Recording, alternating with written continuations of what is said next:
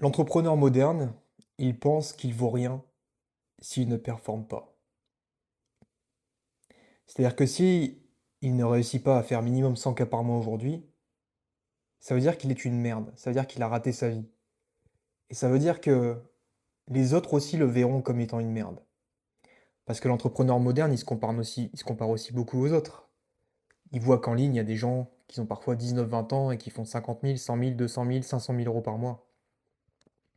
Et si lui n'a pas atteint ça, ça veut dire que quelque part, il a loupé quelque chose. Faut savoir que le problème n'est pas la performance en soi. On est des hommes, on aime la compétition, on aime se dépasser dans plein de domaines, dans le sport, l'argent, les relations, etc.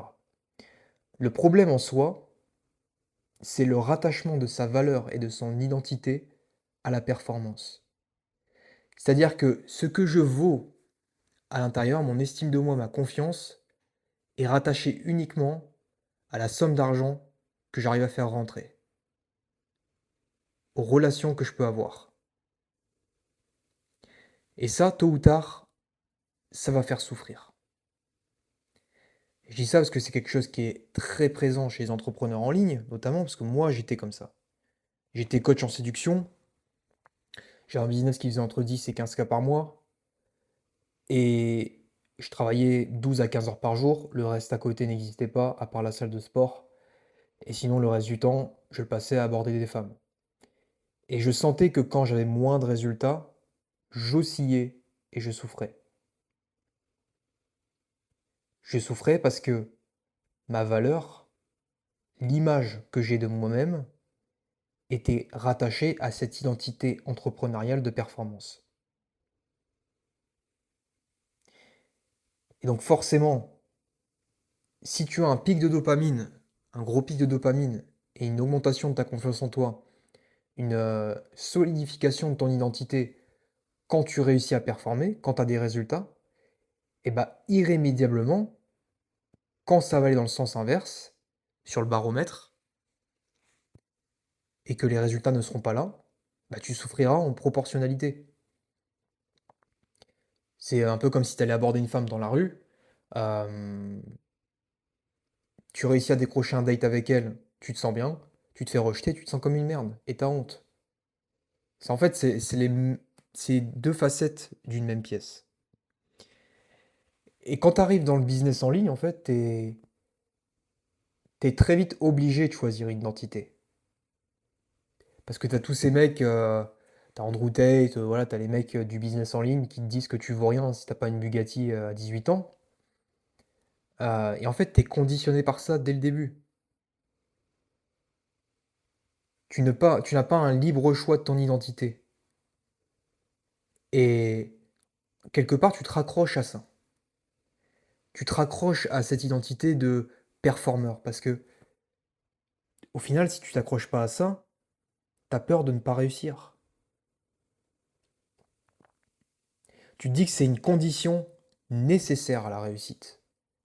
S'infliger du stress, s'infliger de la souffrance, travailler 15 heures par jour, se tuer à la tâche, souffrir est une condition nécessaire à la réussite et pour faire plus d'argent. Mais si ces mecs n'existaient pas, au final, est-ce que tu serais vraiment comme ça? C'est une question qu'il faut se poser. Au final, c'est quand on enlève les masques, quand on enlève le business en ligne, quand on enlève ses rentrées d'argent, quand on enlève la performance, qui suis-je? Là, je suis persuadé que je prends la plupart des entrepreneurs en ligne qui font 10, 20, 30, 50 cas par mois et plus. Demain, je leur retire leur business, je leur retire leur source de revenus, ils retournent chez leurs parents, ils se sentent comme la pire des merdes. Et ils croient sincèrement qu'ils ne valent rien. Et parfois, la vie, comme ça, va mettre des épreuves. Elle va te retirer des choses que tu as déjà.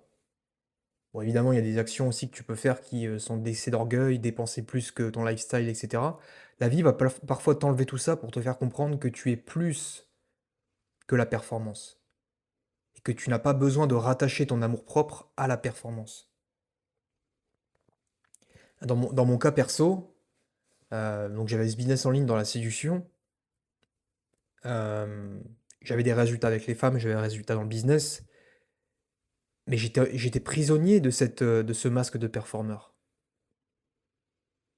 Parce que je souffrais constamment, je pouvais pas m'arrêter un seul jour. Je pouvais pas m'imaginer un seul jour prendre une pause, introspecter. J'avais besoin de performer constamment. Et c'est quelque chose que je retrouve beaucoup aussi chez les entrepreneurs, c'est qu'ils ne peuvent jamais s'arrêter. Ils doivent tout le temps faire quelque chose, s'occuper, se distraire, à même avoir l'impression de travailler parce que dans la réalité, le silence leur fait peur. Rester seul avec eux-mêmes, rien que une demi-heure, une heure, ça fait peur. Donc là, j'ai un petit peu scripté la vidéo. Donc la suite, c'est l'archétype du martyr ou le syndrome du sauveur. Se sacrifier pour se sentir être. Ça, c'est un truc que je vois énormément aussi. C'est combien d'entrepreneurs disent je fais ça pour sauver ma mère. Je fais ça pour inviter ma famille en vacances. Je fais ça parce que je suis responsable des autres, etc. Et il y a presque cette notion de martyr qui va à la guerre, qui se sacrifie euh, pour recevoir dans le regard des autres la validation et le sentiment qu'il est assez. Et je dis pas que fondamentalement c'est quelque chose de mal. Ça peut être un moteur de vouloir sauver tes proches, de vouloir leur offrir une belle vie, etc. Ça peut être un moteur très puissant. Mais c'est aussi une illusion. C'est une illusion dans le sens où, encore une fois, tu dois performer pour les sauver et pour être assez. Et ça devient un moteur parce que tant que tes proches n'ont pas la vie qu'ils veulent, enfin que toi tu veux pour eux, en réalité, parce que tu ne sais pas vraiment ce que tes proches veulent au final. Peut-être que ce billet en classe business que tu veux offrir à ta mère, peut-être que ce voyage que tu veux offrir à tes parents, dans ta perception, c'est peut-être tout l'or du monde pour eux. Alors qu'au final, eux, bah, ils s'en battent les couilles. En vrai, ils s'en battent les couilles, peut-être qu'ils veulent juste une vie simple. Donc ça te fait surtout plaisir à toi. Et ce que tu veux ressentir à travers ça, c'est la sensation que tu vaux quelque chose, que tu mérites d'être aimé et que tu mérites l'approbation et le respect des autres. Mais c'est pas forcément nécessaire de garder ce masque toute ta vie. Pour moi, c'est pas nécessaire et on peut très bien réussir à performer sans tout le temps enfiler un masque, sans tout le temps se mettre dans un rôle, dans une catégorie. Le point suivant que je veux l'aborder, c'est le starter pack. Le starter pack, l'entrepreneur doit appartenir à une catégorie. Tu sais, on trouve souvent des catégories d'entrepreneurs.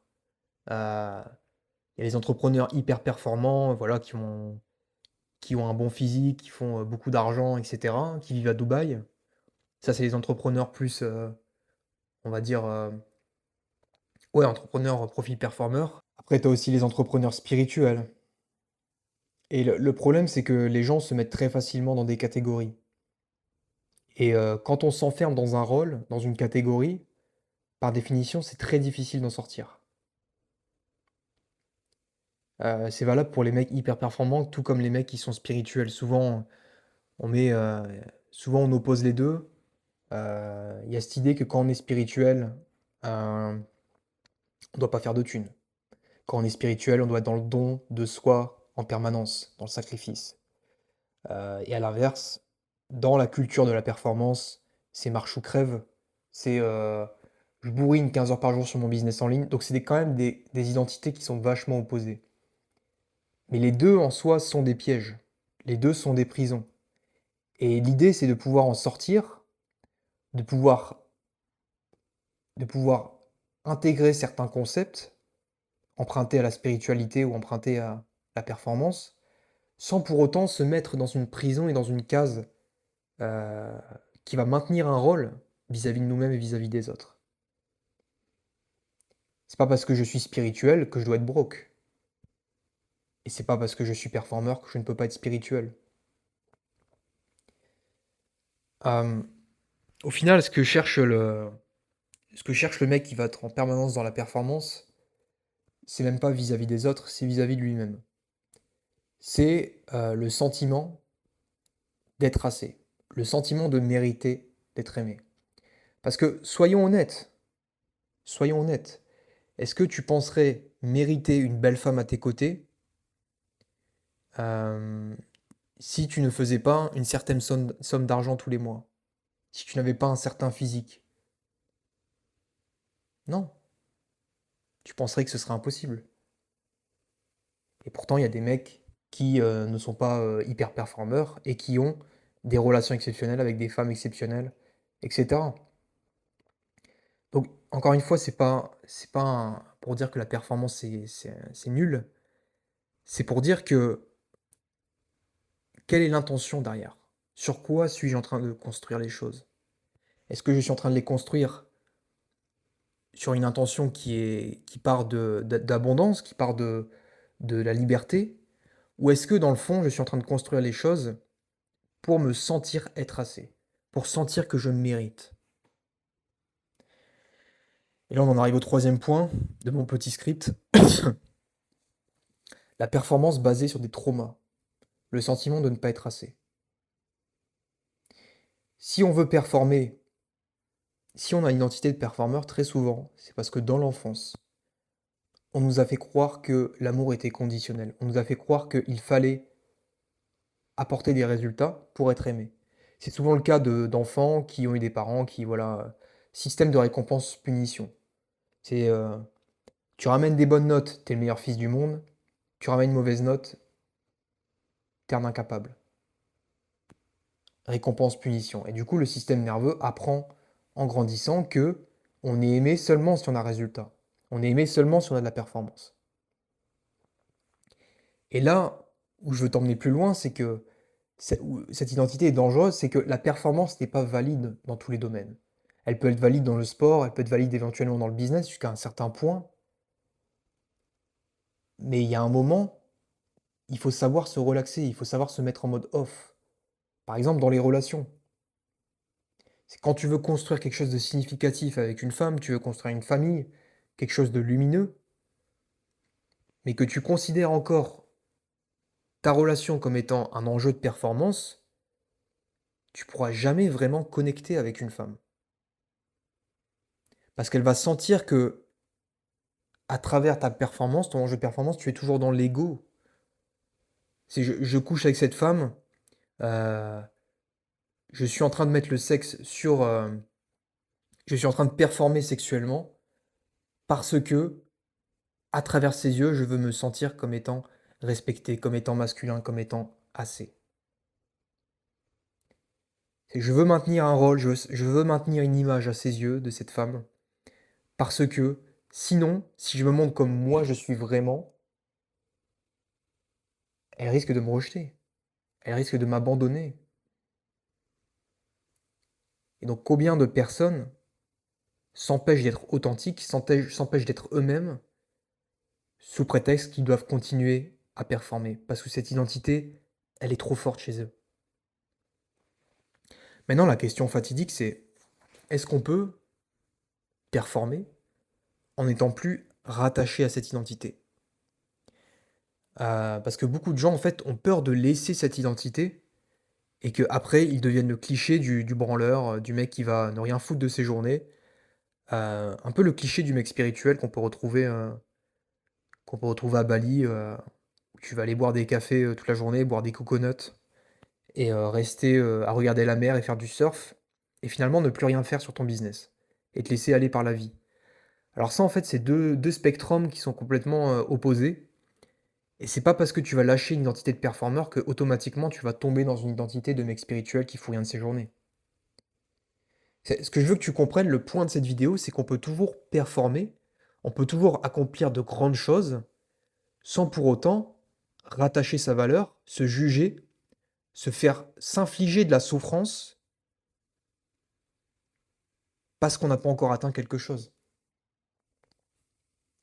Aujourd'hui, j'ai un business en ligne, je fais entre 6 et 8 000 euros par mois. Je veux aller chercher beaucoup plus, 30 000, 50 000. Je fais ce qu'il faut pour tous les jours, je travaille pour ça. Je travaille mon physique, je fais de la boxe. Donc j'aime performer. J'aime la compétition. Mais pour autant, je ne vais pas considérer que je ne vaux rien et je ne vais pas fluctuer sur l'échelle de la souffrance parce que j'ai pas les choses immédiatement ou parce que actuellement je ne fais pas 30 000 € par mois. Il y a des gens, ils aiment bien s'alimenter par la souffrance. Ils aiment bien mettre le carburant de la souffrance dans leur moteur et ils s'en servent pour, bosser 12-15 heures par jour, pour se forcer à faire les choses. Et ça, pour moi, à long terme, et c'est mon opinion, c'est une stratégie qui n'est pas viable et qui va, tôt ou tard, mener à une rupture. Une rupture entre cette identité de performeur et une identité qui est plus stable, plus sereine et qui est au final, la meilleure pour nous-mêmes.